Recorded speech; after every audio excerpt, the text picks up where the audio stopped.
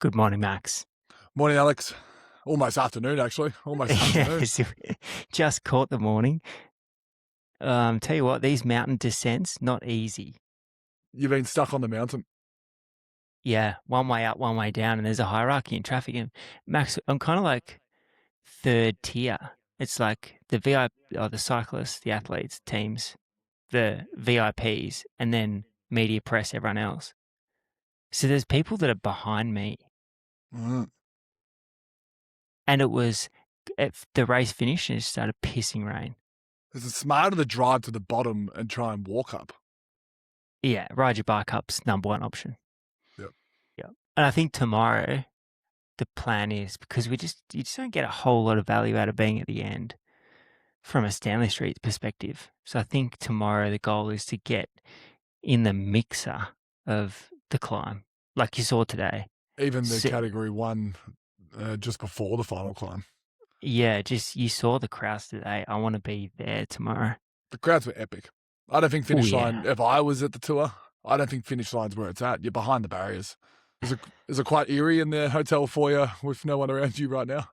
Yeah, it's weird. And I can also hear myself echo about 20 meters either way. But I don't think it's coming across in my headphones, so you're okay. A good day for you, though. On the way to the start, I was listening to Triple M. Okay. Triple M's your choice? Yeah, it's just the first one that came up. Yep. Don't remember who was calling, but they spoke pretty highly of Max Gawn's work. That's good. North Melbourne got the jump on us, but we pegged them back slightly. That's a tough game, North at Marble, I must say. So to get that win is good. I had some Lucas Plapp, Maro Schmid energy on my arrival. Wore my map kit in, my map Jayco combo. It pops on the photo, so it's actually a pretty cool top. Did you get any questions about what it was? A couple people knew it, couple people didn't. There's a bit of a narrative because of the whole Tour de France theme at the football club that it's just, Max is doing bikes again.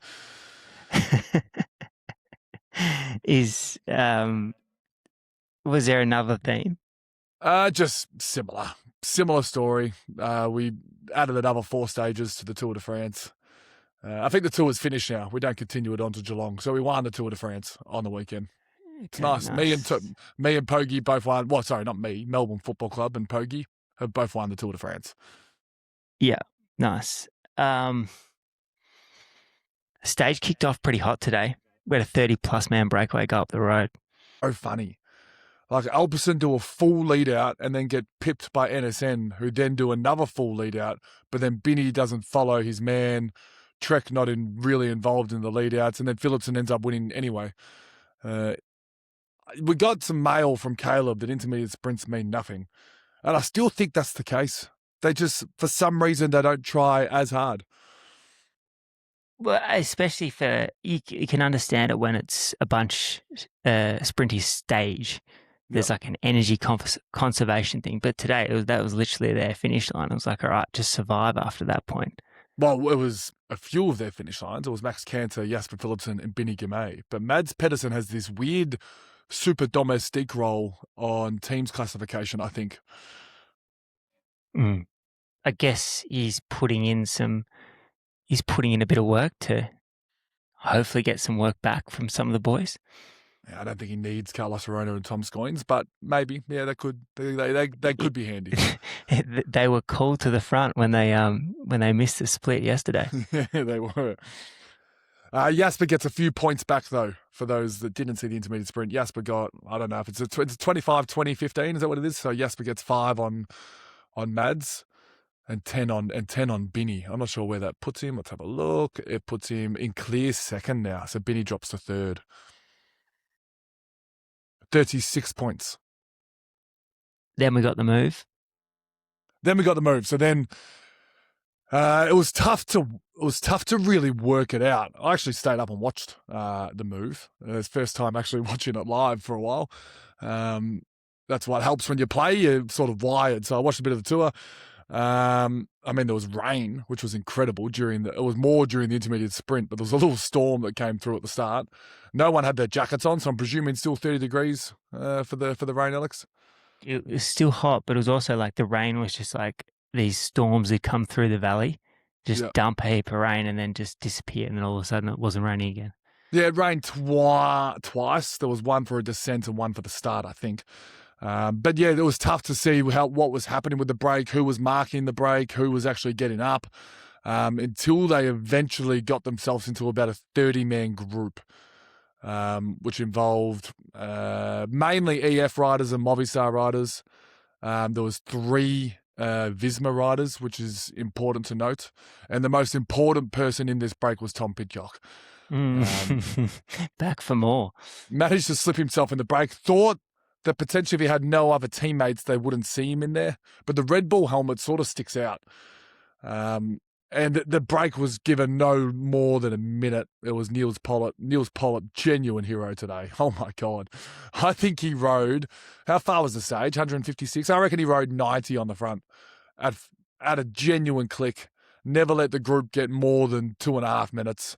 But mainly when Pidcock was in, never let the group get more than a minute and a half when Pidcock was in there.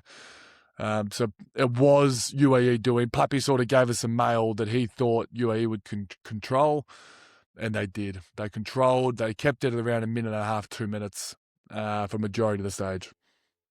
And it looked like too. They knew it wasn't one of these stages where it was like, let's work it out. If the break takes 60k to go and we'll ride the last 100k, it was like from the get go, we're riding today. Pokey's winning. Thank you very much. I think Pidcock helped that. I think Pidcock gave him an excuse to get on the front early. Yeah. The guys in the break were the guys that, I mean, Blind Freddy could have told you that these 3 boys would have been in there. Valentin Paret-Peintre, Richard Carapaz, and Tobias Hallen Johannesson. They're the 3 in-form climbers in this race outside of the GC guys. So they will be in every break from here on in. Tobias had his brother in there, Anders. I mean, they are literally the pinnacle of comedy on a bike, those 2 boys. Plappy sending us through some pretty good gear of them calling themselves triplets.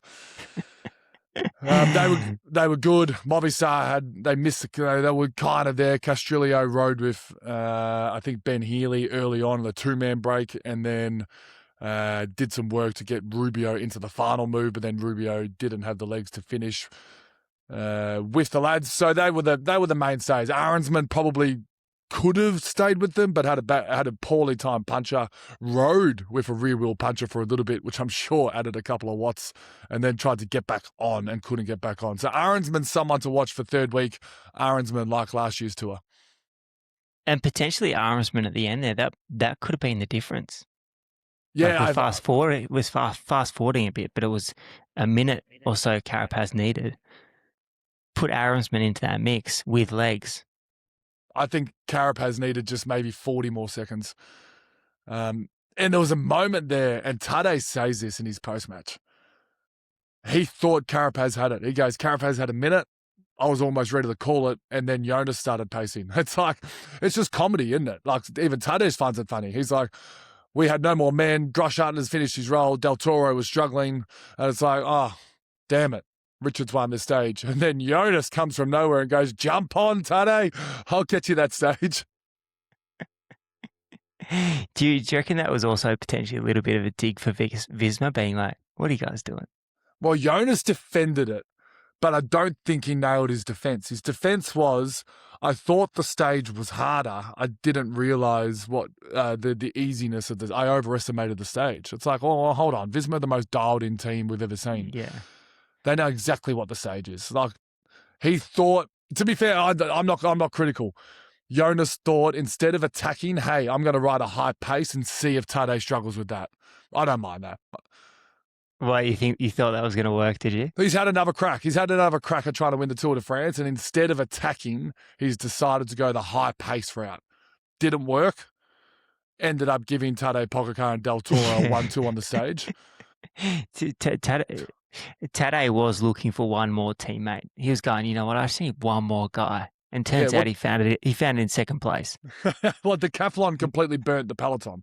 So Grosjean, I'm pretty sure Grosjean, if Niels Pollitt wasn't best on, Grosjean was second best on. Grosjean did majority, and then Decathlon came in after Grosjean and burnt Yates and McNulty. Like Tiege Benoit, Prodholm, and presuming Recitello, don't know if he was there or not, but Tiege Benoit was the real winner that went full gas and burnt UAE. So Richard Carapaz at that point would have thought, wow, Decathlon have burnt everyone. And Paul didn't make the attack, therefore, after it. So it was an interesting little part of that race. If Jonas didn't come, Carapaz wins by 2 minutes. Oh, maybe Tobias. Tobias got back to Carapaz. Tadej could have also won if he really wanted to. Yeah, but in his post-match again, he said something about Del Toro. They keep mentioning Del Toro. Because of the team's class? Team's class or podium for Del Toro. He said it was hard for Del Toro, and they tried to ease off the pacing. Was somewhere I read that somewhere. Fact check it. It's true. Yeah. So what happens is Tadej rides away. He eventually gets out of the wheels of Jonas. He attacks. Jonas then is the guy who's left to pick up the pieces. He rides by himself for a little bit. Paul comes back to Jonas, as does Ayuso. Both come back to Jonas. Then Del Toro makes his way back from the dead. Meanwhile, Remco's been dropped with the pacing of Decathlon. So Remco loses wheels, but then Remco does what Remco does best, and the big Remco guy here just knows that he's going to pace his way back on. Yeah. So you were completely calm at that moment. You were completely like, okay. calm. He was going to pace his no way worries back on. At all here. Florian was actually doing a couple of little attacks throughout the final climb. probably because Remco was off the back. That was probably what gave him the added incentive to do that. Ayuso then gets dropped from that group. Del Toro makes it back to that group. So a bit going on with the white jersey here because Paul's in that as well. It ends up changing hands. Paul gets a couple of seconds on him that he needed. Ayuso looked good, to be fair, just maybe didn't have the punch that he needed. Remco paces Ayuso and Florian back, and they end up only losing 10 seconds, which could have been 30. So Remco was the real hero for Florian here. And Remco holds on to his podium by 15 seconds to Paul. Yeah. But Paul takes some time, which is important for the white jersey competition. Paul takes time, which is important for podium and white. So he takes time on Remco, and then he takes time on white, which is Ayuso. Yeah. What's your take on Del Toro? Well, it's obvious that Pogi doesn't need the Del Toro lead-outs. So I'm all in on Del Toro sitting in like a regular rider now. Yeah, just doing his thing. And then he knows too, they've played it a couple of times now, but that situation where Tadej's up the road, the group's chasing and Del Toro's sitting on the wheels perfect for them because he's going to win the bunch kick every time. If shit hits the fan and accidentally, Wout van Aert comes back into the race and they manage to do some cool week 3 things with Jonas, then Del Toro could do some pacing. But until then, it's 4.5 minutes of a TT to come. Anything else you want to run through? I think the team's classification, G West and Adam Yates finished together at 3 minutes 30. They were having a good little battle to make sure they both get over the line at the same time. That's going to be something to watch. So does that just mean today is neutral? No, I think they might have got themselves. Is it neutral? So Pogi and Del Toro winning surely gives more time than Ayuso and Skelmore is about a minute back. But if it's teams class, is it just taken on like the third rider? Is it taken on the third rider? We've really got to work this one out. Well, if we go to today, they're 7:26 behind. Yeah, so and that means, yesterday, they're the same. They were. Yesterday they were 9:18 behind. Okay, so they did manage to get 2 minutes. So it is the 3 riders combined times. Yeah. So it is a GC more or less for the top 3 guys. It's Little Trekker sitting on 141 hours, 53 minutes and 38 seconds for those wondering at home. So G West needs to drop Adam Yates. It doesn't need to, but it helps. Yeah, it helps. Because eventually that gets back, doesn't it? Inch by inch. If Del Toro Tade, keeps gapping Ayuso. yeah, exactly. That's the big one. Also, how about for the UAE boys that need to do their pull and then just like the last one has to keep chugging? Yeah, that's annoying. I mean, you say a similar story for Trek as well. I think G West Yeah. might be running a bit colder, but he's still riding in support. If you have a look at the finish line, there's multiple guys from the break that have held on. So I'm really encouraged by what these guys can do if there is a stage coming. And newsflash, UAE don't need to stop pacing for you to win the race. Today you could have won the race, but Visma had other plans. If it's a strong enough break with strong enough riders, and EF have Ben Healy and Steinhauser in there, and Visma have Arensman and Foss as well as Egan Bernal in there, and Movistar have 4 riders. If it's strong enough, and you can have was it a minute 20 going into the final climb? Yeah. And Pogi gets lost in like a stage like he did today, there is a chance. And Richard actually held on to the group for a little bit as well. So like there's the world that you can stay with the GC group. But Carapaz, Johannesson, Egan Bernal, Tom Pidcock, and Rubio all finish like quite well here. The group too, obviously, like the breakaway group of 30 odd, which then was broken up by EF to come with 6 guys out of it, 6, 7. They obviously showed that big group wasn't working together well. No, and it was never going to, because Pidcock was in there, to be fair. Pidcock was marked by Bernal, so I mean Ineos didn't have to chase, but Bahrain, I mean, here we go. Bahrain.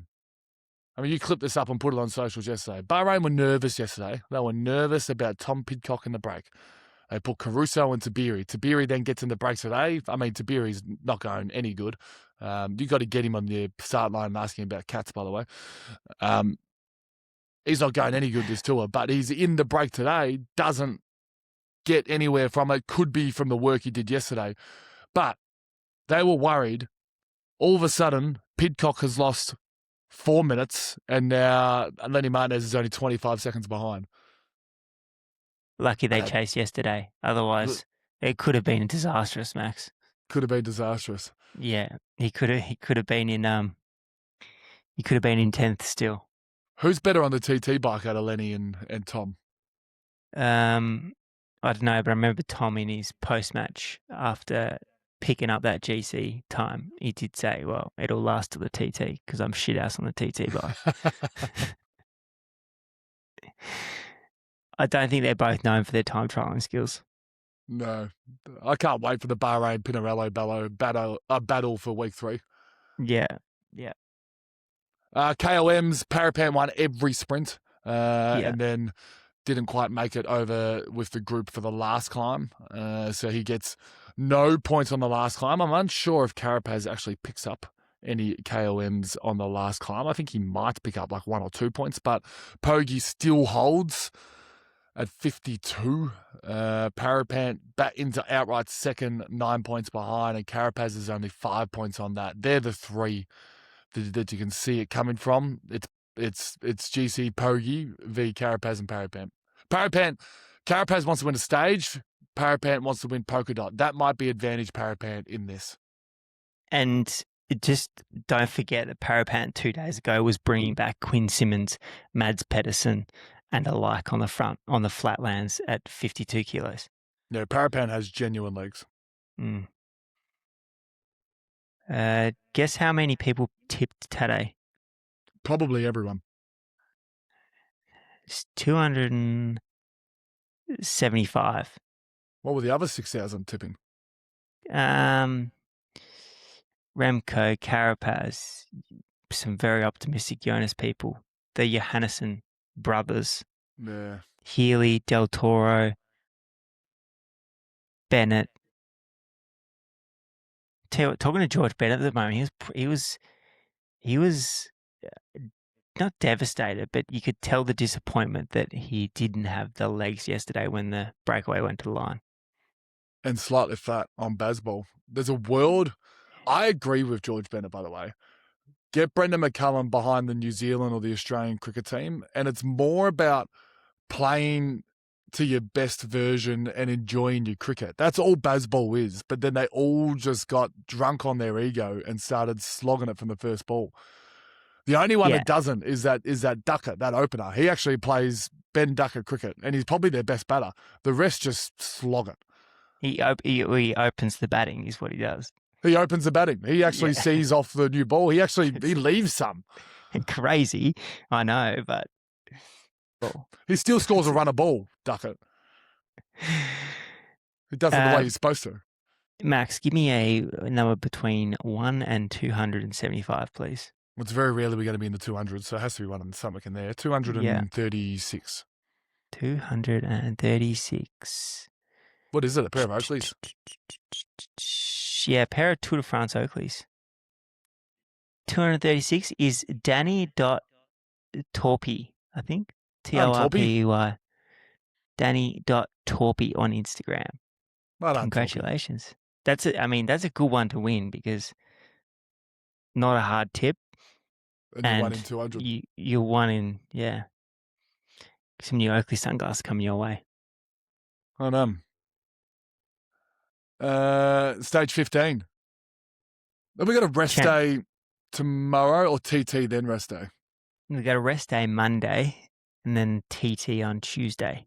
So rest day before TT. So that could have people like Remco going full gas on a stage like this, not worried about, well, I mean, he's going to go full stage anyway, isn't he? But not worried about what can happen potentially. What do you mean?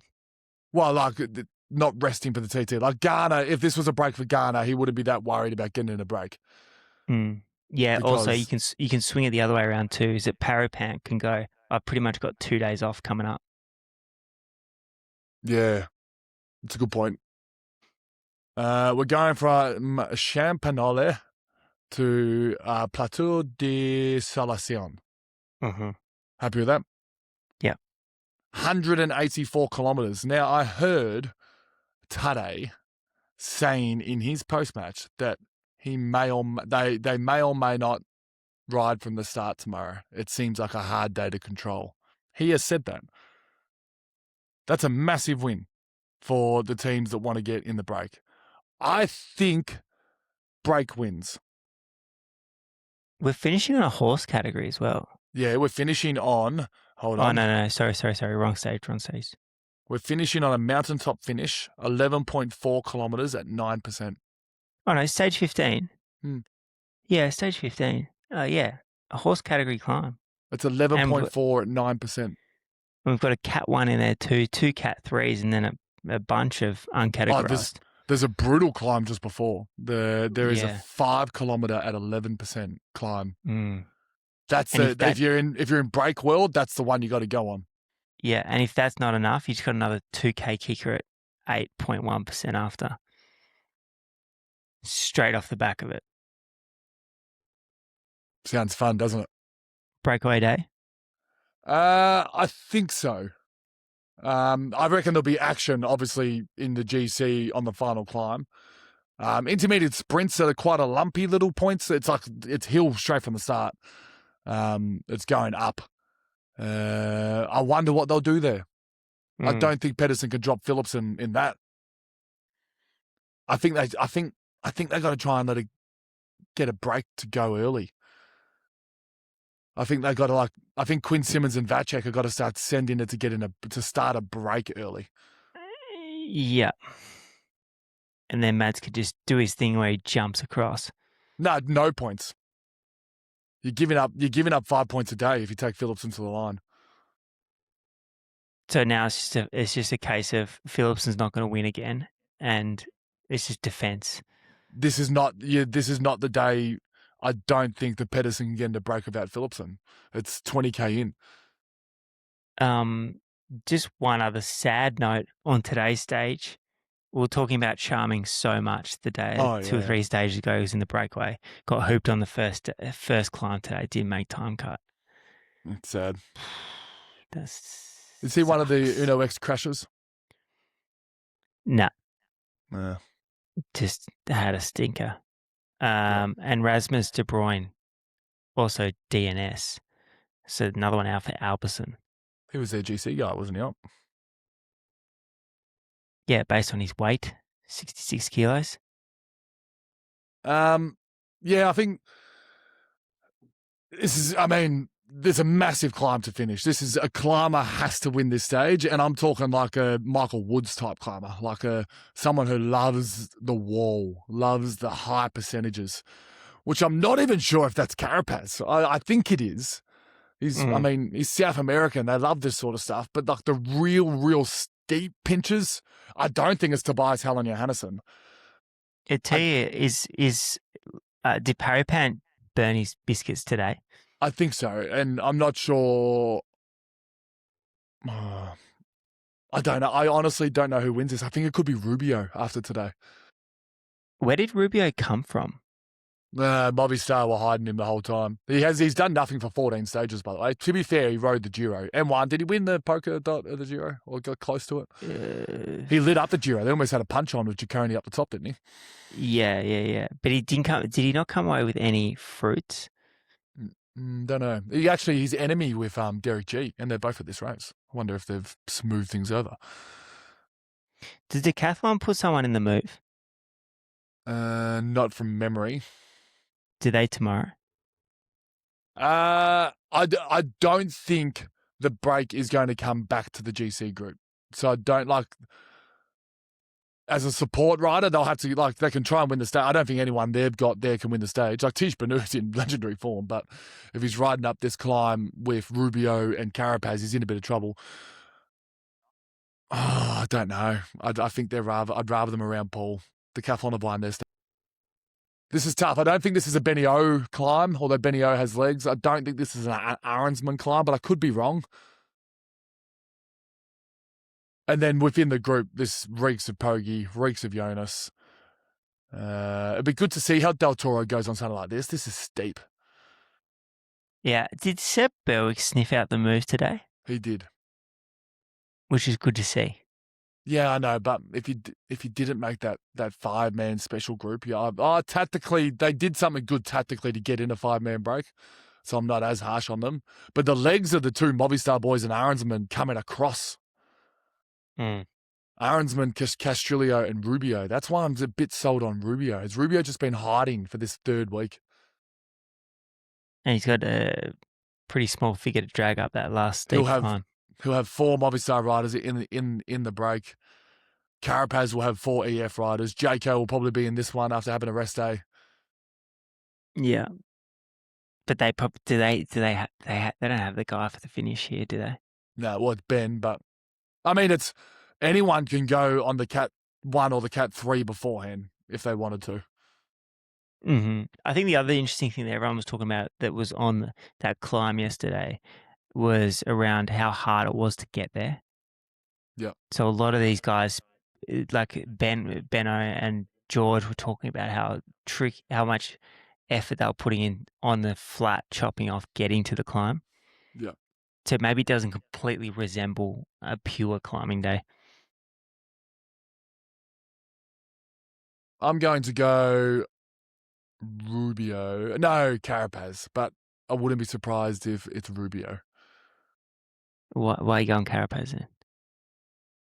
I think legs, not names, and Rubio just has to show me one more. I mean, he has legs, but does he have Carapaz legs? Did Carapaz not burn all his biscuits today? You could say the same about every GC rider every single day. He spent a lot of time out the front there. Yeah, I know, but they did he ride as hard as what the GC boys did? Carapaz was never really in the wind. Ben Healy did a fair bit of work. Yeah. You?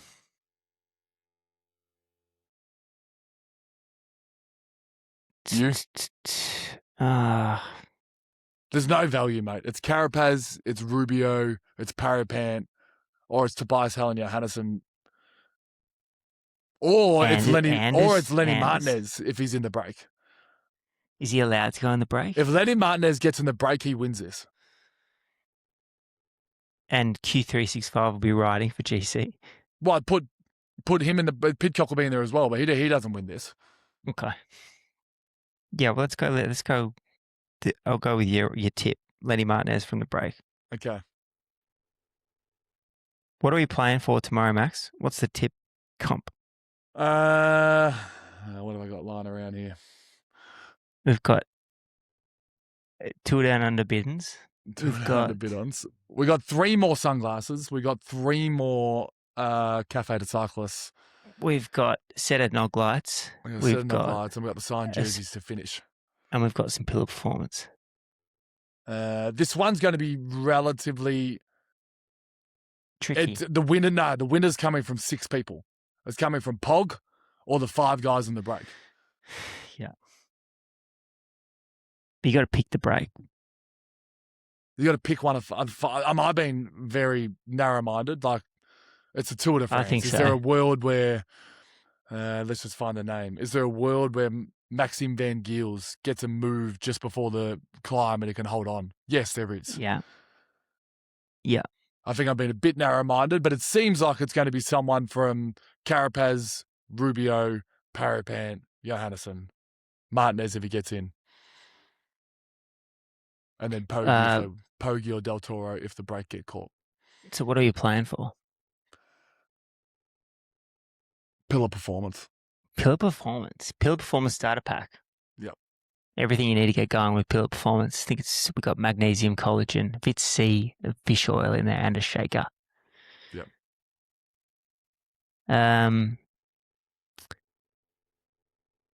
Do you want some voice notes? Yes, please. Would love some voice notes. They're getting legs too. We're getting more and more each day. They're coming in? That's good. Yeah, they're coming in hot. Afternoon, fellas. I spent yesterday wandering around the start of stage 10, and one thing made me think. When I'm at a Demons game at the MCG, I'm in an emotional state of mind and I got no problems dropping $50 on a scarf or whatnot. There was not a skerrick of merch for sale at the start. You know, I'm sure I would have dropped some money on a Jayco musette, or all the Frenchies would have bought a Paul Sexas tee, I have no doubt. I assume this is another ASO rule to limit the income going to teams, but would just be curious if this is something that's been brought up before or discussed, and something that Gorney can blow wide open, I'm sure. Yeah, we need merch. We need merch at the race. Yeah. Also, like, it's just a rack out the front of the team buses. Yeah, I think this reeks of us having Ed Langdon behind a table at TDU at Wollonga selling merch for us. Yep. Oh, I met your Cat's Peloton buddy today. Ah, did he? He was very happy. Yeah, he's a cool guy. But he was very happy once he said, "Yeah, I kept getting tagged in this Max Gorn post." Did he have any sales from Australia in recent after it? I don't know. I need to check what the sales were. Okay. Couple of questions. Aaron here from Frankston. Best looking kit, thoughts. Best looking bike, thoughts. Also, should Lance Armstrong still be banned from the tour, even though everyone else that raced with him, who got tested positive, is allowed to be there? Last thing, shout out, President Frankston Rovers. I'm doing a 24-hour ride to raise money for the club, 8th and 9th of August. Would love to see you there, Max. Side by side when I'm 18 hours deep with a bit of motivational talk. Thanks, fellas. Love your stuff. Where is it, first of all? He didn't give me, can we get some work on where that ride is? Yeah. We're just riding for 24 hours. We're riding from point to point. Is it your hometown? I grew up in Frankston, Langwarrin, early days. Did you play for the Rovers? No, I played for Kangaroos, Langy Kangaroos. Don't know. I've lost touch with the common man. Yeah. The other one was Lance. I guess so he was implying the big one. is Lance banned from going to the race, but his mates aren't? Is that what he's saying? So Lance can't show up to the Tour de France. But George Contador and George Hincapie can. Can, yep. I mean, they both own cycling teams. Is that a loophole? Well, Lance can't own a cycling team either. Lance is literally like blacklisted from everything. That's interesting. It is interesting, isn't it? He was the rig leader, and like I guess the buck's got to stop somewhere. But there is a lot of DSs in or people that work within the sport that have a connection to that pastime, which is just there naturally has to be because so much we're in that era post the 90s and the 2000s, which is when it was rife. And then, funny enough, has the award-winning podcast that goes hand in hand with the Tour de France. I'm happy Lance is banned. I'm just surprised the others aren't. The next point was my favourite jersey. And bike. It's pretty hard to go past our map giant combo. So the giant, to be fair, Plappy's bike does look pretty good. And the map kits, but theirs is the same kit that they've always worn. Who's done Tour de France edition? Just Q365? Q365 did. Jumbo did, but I never really work out what they're doing with that. No. Ineos had to change its sponsor, so they got the net company, which is slightly different. I'd say I like George Bennett's and I like Gregoire's. I really like Gregoire's. FDJ do a ripping French jersey. Yeah. Be interesting to see some of the TT kits coming on Monday night, or Tuesday night. I mean, Pippo Garner is going to look slick, I think. Our boy Arts is the Netherlands TT. I'm keen to see that kit. But let's go with, I mean, Q365 is the only one that's done the effort. Maybe them, but apparently theirs is horrible. I don't mind it. Gregoire's and the Giant Propel. Yeah. Maxi, Alex, first-time caller, long-time listener. My question for you both is around riders and teams not being based out of the same location. Why don't teams just make it mandatory that all their riders have to live in the same location while they're contracted to them? So, for instance, Red Bull, everyone lives out of, a specific point, they're based in Germany. They go there every day, they train all together, they have all their recovery in the same spot, nutrition, everything, team meetings are all there. And then when they've got races, they just send teams out to different locations. But then after those races, they'll then come back into a central location. Wouldn't that be better for team morale, team building, culture while they're there? And then, the off season, they can all then head back to their respective countries and homes. But while they're in season, they're all based in the same location. Love to get your thoughts. If it will work as well. Yeah, it's a great question. So if we ever get what's our Aussie PA union guy's name? Handsome? Adam. If we ever get Adam Hansen on, I'd love to know some of the rulings here about forcing people where to live in contracts. I dare say Hansen would be big the other way, making sure it can't happen. And because it's DSM make it happen. Yeah, but it's just so stuck in cycling culture that you can live wherever you want. It's a massive move to go the other way. I think it would do massive things for culture, but obviously it hasn't worked for DSM yet, but it would do massive things for culture. The problem you have is that they're pretty much racing all year. We know, we've seen the calendar. It overlaps race on race on race on race. So you just get times where people aren't there. A HQ where they all do recovery and all do gym work together would be, I think, beneficial. And if we ever get our Australian team over the line with TDU, you would make sure they're here for December, January, maybe December 26th onwards. Come post Christmas, spend 2 months in Australia.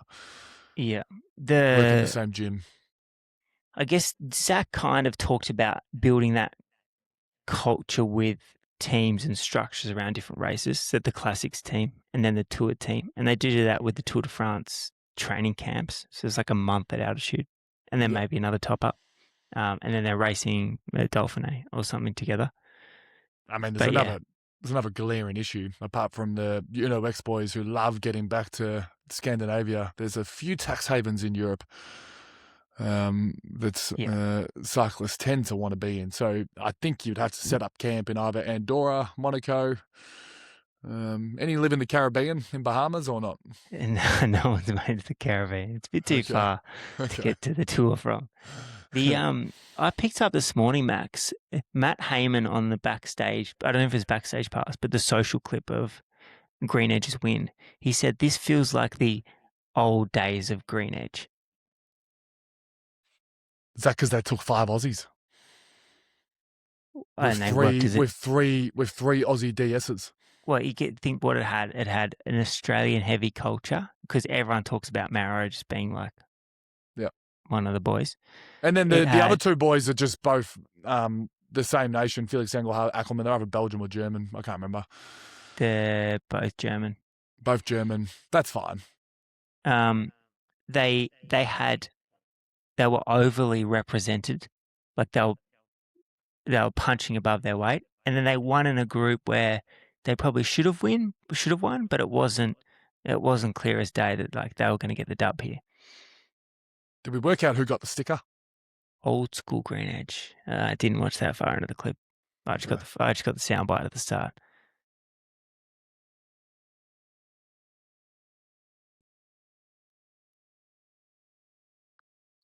Evening, gentlemen. Coming to you live from Bendigo, out on the dog walk. Long-time listener, first-time caller. I'll give you a hot take.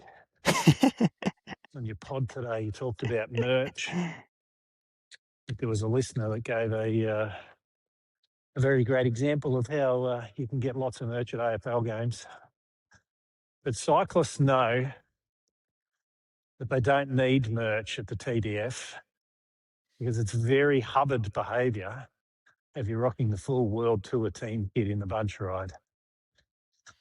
And the merch would never be suitable at World Tour events. Anyway, that's my hot take. Do with it as you please. Love the pod. Keep up the great work. I mean, Jake Malcolm rides around in full Jayco Alula map kit, and I look at him and go, that's the same as Alex walking around in a Melbourne jumper with footy shorts and footy socks on, just playing kick to kick at the park. Yeah, that's not me. I agree with that. I think just casual map attacker, cafe to cyclists. Who else do we want to? I mean, just cafe to cyclists ideally, but yeah, but it's like, you've mentioned it, and I've been trying to get one. The Lotto bucket hat. That's what they should be sort selling. Of merch. The casual t-shirts. Like Uno X t-shirt. Get me one of them. Yep. Get me something with Charming on the back after the day that he was chopping off full gas. Like, get me something with the Johannesson twins. Couch Peloton's making money off cool merch. Yeah. Surely that's something that Sedal, Quickstep, or Lotto could make money off their bucket hat right now. Vastropper and Arts are the men of the peloton, just repping it. Yeah. Got time for one more? One more.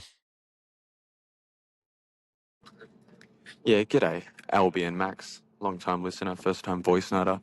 Just thought I'd call in and break the embargo of the podcast and give an update on the grounds. The crowds on the mountains, but those are asking, absolutely insane. I think Albie's got to stop making content and just get on the mountain and drink some beers. It's definitely a health and safety issue for the riders in the peloton, but in Gruppetto, you soak it up and usually they give you a push-up on the way, and I think Poggy doesn't mind it because they sort of need a motorbike to motor pace him all the way to the finish line just for his safety.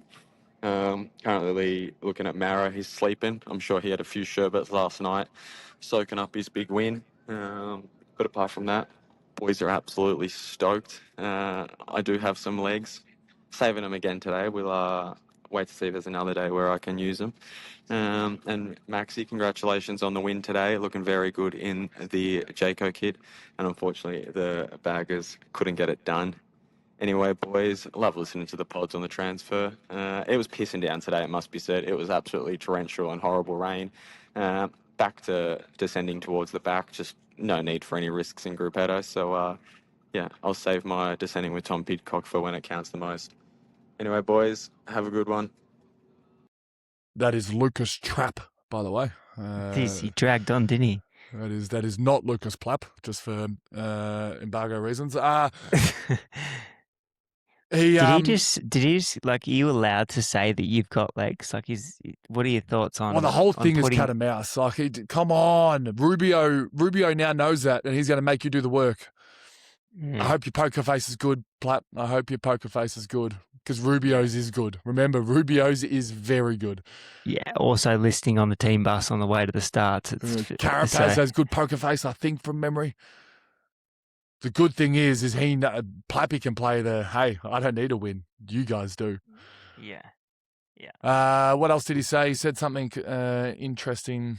Oh, yeah, I send you a video a day of these guys that are having a genuine fun out there on the climbs, like doing the Norwegian row, having a beer with locals, catching content, the real content that we want to see. And you just don't listen. And now old Lucas Trapp gets in here, and I bet you go to the Category 1 mountain in the middle of the stage tomorrow and go have yourself a beer.